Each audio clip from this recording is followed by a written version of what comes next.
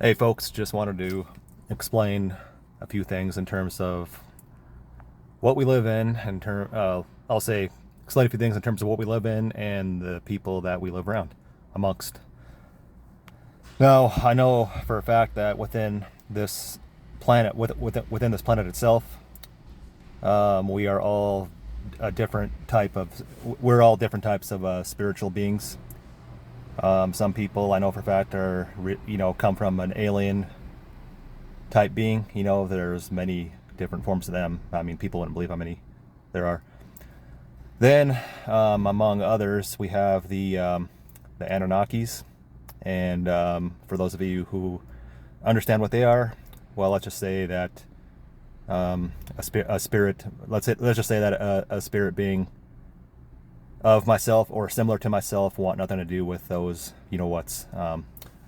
Then aside from that, and then I guess there's even worse than them, and those would be like the quote demonic slash fallen angel types that the Bible speaks of. Now, when it comes to the Bible, I know it has a lot of interesting stories, and there's definitely some truth to it in terms of what we live in. Unfortunately, the Bible was written by an author that is one of the past generations of the fallen angels. So the Bible is meant for ultimate deception, and same with all worldwide religions. However, now, with that being said, don't get me wrong, I'm not against anybody who chooses to be part of a religion or other. But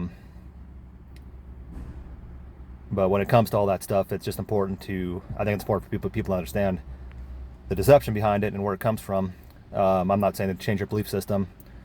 And myself, for example, I will attend churches once in a while with close friends of mine, or otherwise, like recently, I've been, I know, on occasion attending LDS Mormon churches because of their, they have a pretty solid foundation and belief system. However, I don't agree with their scriptures, and I definitely don't agree with some of the stuff that their higher ups, and especially their modern day prophet, some stuff that they say, I don't agree with a lot of that stuff, and I'm definitely not a fan of the highest ups of the Catholic Church, the Jehovah Church, and the LDS Church. The highest ups of these churches are not good people, and so just wanted to make you all aware of that as well, in case you weren't or whatever. Just wanted to make all of you aware of that. And again, I'm not saying to change your belief system or your viewpoints, but it's just something that that I've learned through the course of my life through three friends of mine and one of my friend's uncles. So four of us. Three friends and myself, we all went into the Army at the same time. My friend's uncle was in high-level classified military slash government work for 20 plus years. He made a career out of it. So through his connections, basically, well, my friend already was an easy shoe-in for this anyway. But through my friend's uncle and his connections, we were all able to get classified military slash government jobs after basic training and after we went through the training for those jobs. Surprisingly, I landed a mid-level job. One of my close friends that I went to high school with, he and another lady, a friend of ours, they both landed high level, and then the other friend of ours, another lady, she was low level, but yeah, we all got in there. So anyway, our tests, determined, like what level we'd be placed in. So I just say high level, mid level, and low level. I just say those just for easy reference.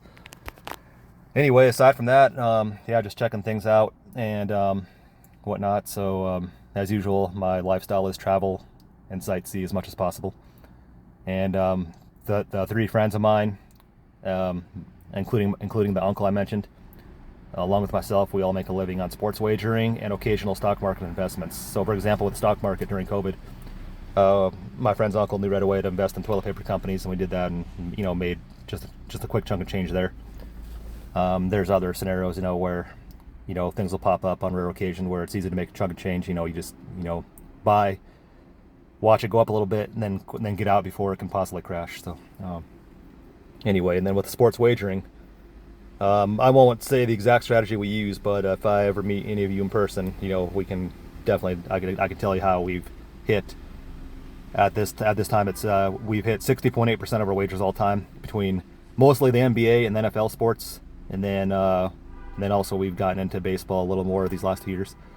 Like a couple years ago with baseball, we knew to wager the Chicago White Sox opponents because they were literally the worst team of all time. It was pretty funny.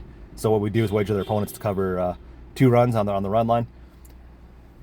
Or, well, it's actually set at 1.5. So we'd wager their opposing baseball teams to cover 1.5 runs, unless they were playing another crappy team. Then we just leave those games alone. But whenever they were playing a team that was clearly the better team, and especially if the pitching matchup was in favor of the better team, yeah, we would wager the other team to cover 1.5 runs, and it worked virtually every time. So, well, I shouldn't say virtually every time, but it worked at least 70-ish% of the time, I'll say, because if you look at the record, the Chicago White Sox record from the 2024 baseball season, you'll see why.